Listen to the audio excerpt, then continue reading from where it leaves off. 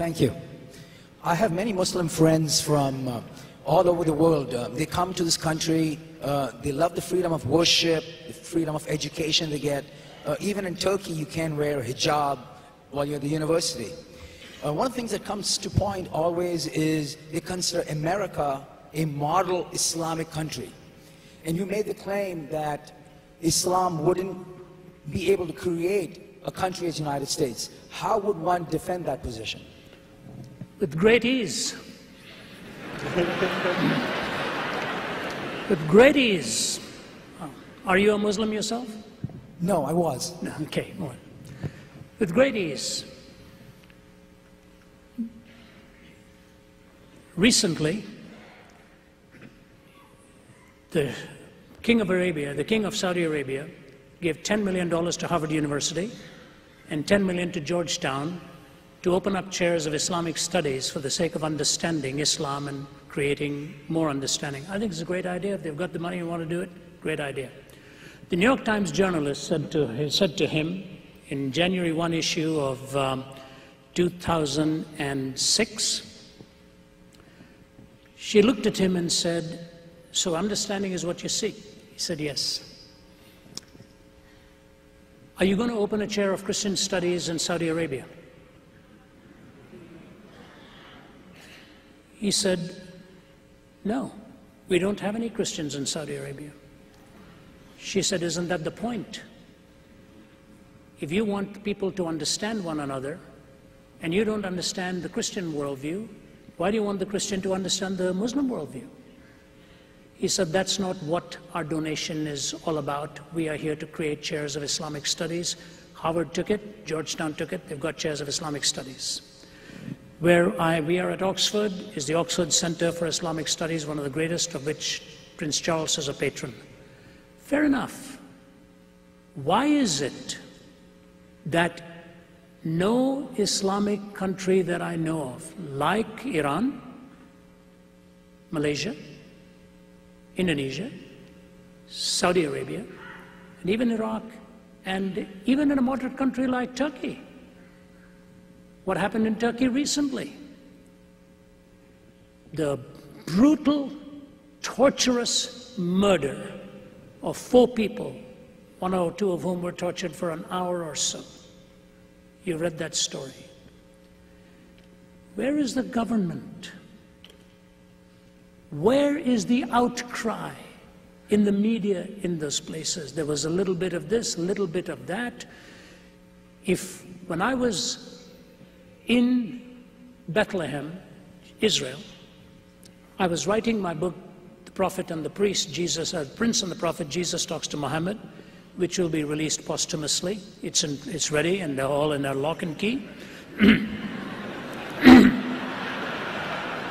Because I'm not yet ready to sign my will. Because where there's a will, there are lots of relatives. I was talking to this professor of Islamic studies. It's a candid conversation, and I spent some time with the Grand Mufti. My videographer, Bob Tigert, who's here managing all of this, he was with me. So I go to this professor of Islamic studies and I say to him, "The Quran says there's no compulsion in religion." He said, "That is correct." I said, "If your daughter," I pointed to his daughter's picture on the desk there, I said, "if she became a Christian, what would you do?" He didn't bat an eyelid. He looked at me and said, "I'd kill her." I said, "You'd kill her?" He said, "Yes." I said, "You would personally kill your daughter?" He said, "Let me put it this way. I will do everything in my power to keep her from making that change.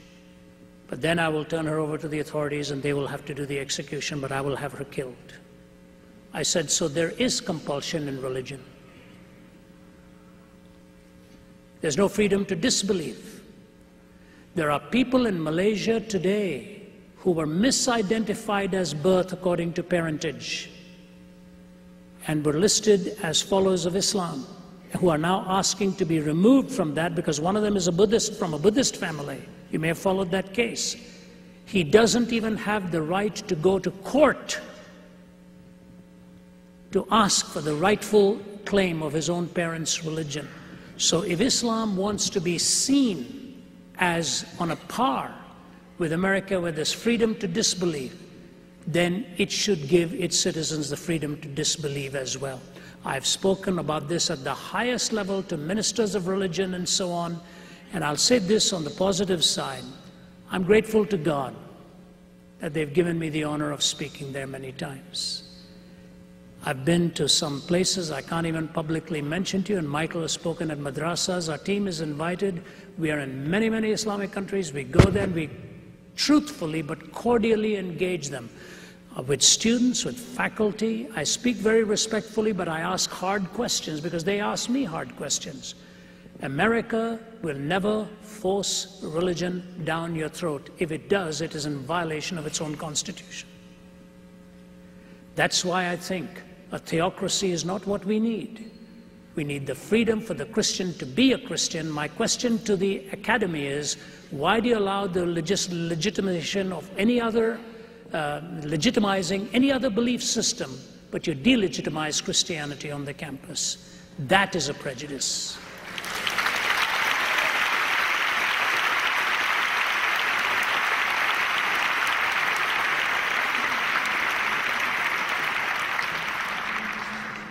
All right, you're asking me. You're the ones that have to go to work tomorrow in school. Let's take two more. Let's take two more then. Two more? Yep. Yes, sir.